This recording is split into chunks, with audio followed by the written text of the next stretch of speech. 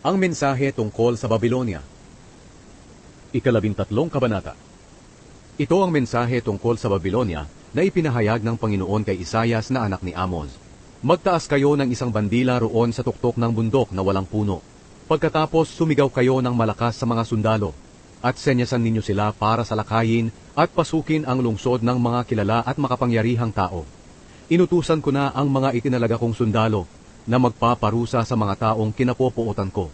Ang mga sundalo na ito'y natutuwa at umaasang isasagawa ko ang parusang ito. Pakinggan nyo ang ingay ng napakaraming tao sa mga bundok. Pakinggan nyo ang ingay ng mga kaharian at mga bansang nagtitipon. Tinitipon ng Panginoong makapangyarihan ang mga sundalo niya para sa digmaan. Nanggaling sila sa malalayong lugar. Wawasakin ng Panginoon at ng mga sundalo niya ang buong lupain. Umiyak kayo, dahil malapit na ang araw ng Panginoon, ang araw ng pagwawasak ng makapangyarihang Diyos. Sa araw na iyon, manlulupaypay ang lahat ng tao. Ang bawat isa'y masisiraan ng loob at manginginig sa takot. Madadama nila ang labis na paghihirap, katulad ng paghihirap ng isang babaeng nanganganak. Magtitinginan sila sa isa't isa at mamumula ang mga mukha nila sa hiya. Makinig kayo, darating na ang araw ng Panginoon, ang araw ng kalupitan at matinding galit.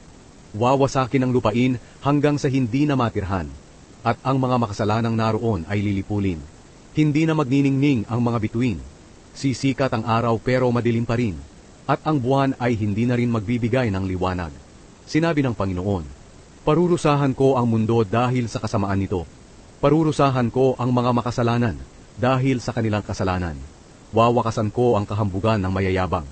Patitigilin ko ang pagmamataas ng mga taong malupit. Kaunti lang ang matitirang tao, kaya mas mahirap silang hanapin kaysa sa dalisay na gintong galing sa Ophir. Yayanigin ko ang langit at ang lupa.